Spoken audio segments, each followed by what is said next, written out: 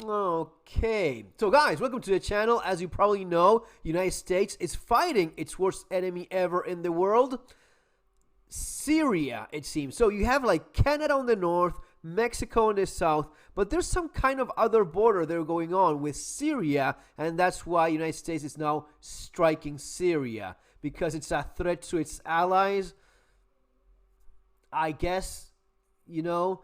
I mean, we were just talking about how great these rebels are that toppled the tyrannical regime of Syrian President Bashar al-Assad. So we're happy that Bashar al-Assad is gone by these brave warriors from ISIS and Al-Qaeda with the support of United States and Israel. Well, now they're not so great anymore, so United States is bombing the shit out of everything. B-52s, F-15s, and A-10s conduct massive anti-ISIS airstrikes in Syria after fall of Assad.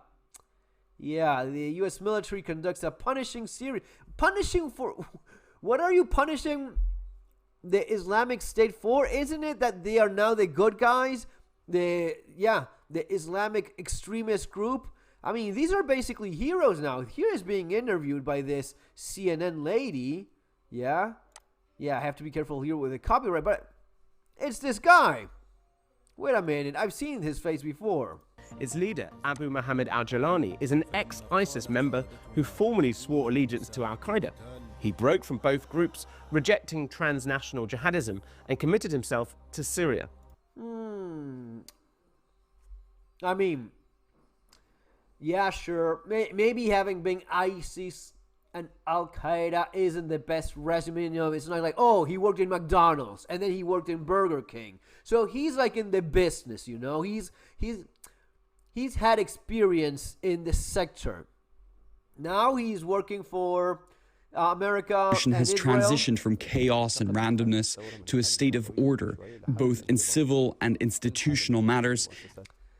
He's kind of like a politician. He's building his resume now.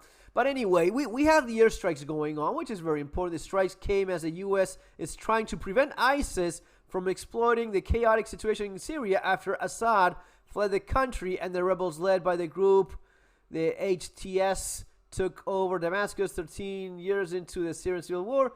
So, yeah, now you have a reason to bomb the shit out of everything.